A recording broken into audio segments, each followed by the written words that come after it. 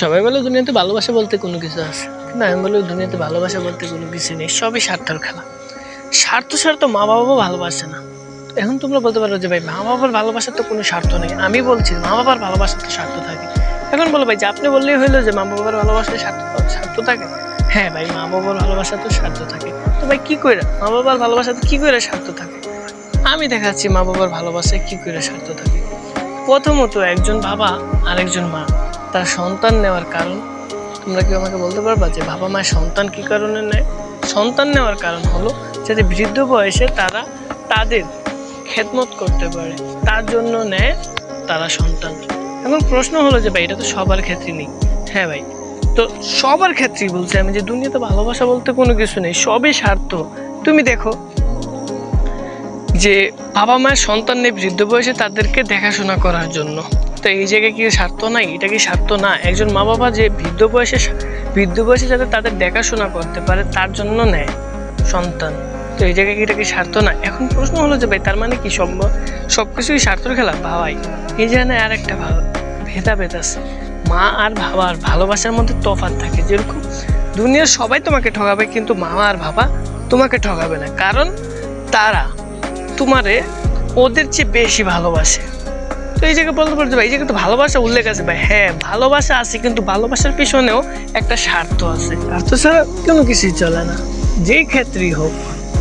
বাবা আর মার ভালোবাসা অন্যরকম, পৃথিবীর সবচেয়ে আলাদা তাদের ভালোবাসা। তাদেরকে ছাড়া তুমি অন্য কোনো কিছু, তোকে একটা কালো মেয়েকে কেউই পছন্দ করে না। তাদের ফ্যামিলি, তার বাপ মাও তাদেরকে নিন্দায় যে তোকে বিয়ে দিব কি কইরা, এই সেই, তোকে কে পছন্দ করবে, কে বিয়ে করবে তোরে। মানে অবহেলিত একটা মানুষ, একটা কালো মেয়ে।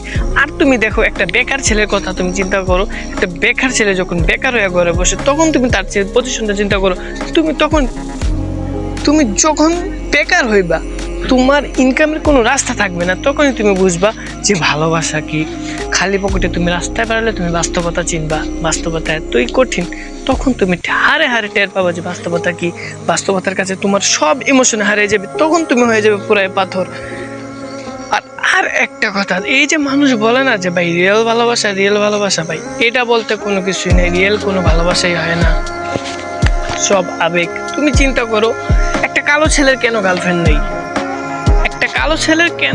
নেই? তারে কেন মানুষ ভালোবাসে না? কি সে মানুষ না? তাহলে তার কেন ভালোবাসার মানুষ নাই? তাকে কেন মানুষ ভালোবাসে না? ভাই ভালোবাসার কারণ আমি তাকে দিচ্ছি, কারণ একটা সুন্দর মেয়ে কখনো একটা কালো ছেলেকে পছন্দ করবে না, কারণ মেয়েটা কখনোই তার বান্ধবীদের সামনেই তাকে নিয়ে উল্লেখ করতে পারবেন যে এটা আমার বিএফ। হ্যাঁ ভাই, কখনোই উল্লেখ করতে পারবে না এটা আমার বিএফ। তার ইগোতে লাগবে যে তার বিএফ এত কালো, তার বান্ধবীরা তাকে বলবে যে তার বিএফ এত কালো।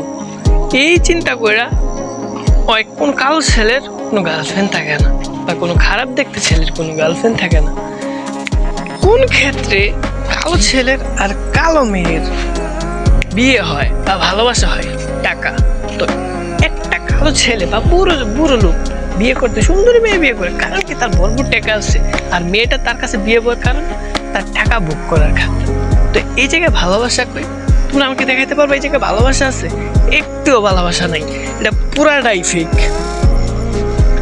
আর এনে আরেকটা কথা, কালো মেয়েদের যে বিয়ে করে, তুমি কি এই পর্যন্ত দেখছো যে একটা কালো মেয়ের বিয়ে দিচ্ছে যৌতুক ছাড়া? তোমরা আমার দেখাইতে পারবা যে একটা সুন্দর ছেলে, ভালো বড়লোক ঘরের ছেলে একটা মেয়েকে বিয়ে করছে, কালো মেয়েকে বিয়ে করছে, একটা গরিব ঘরের মেয়েকে বিয়ে করছে, কালো মেয়ের বিয়ে করছে টাকা ছাড়া?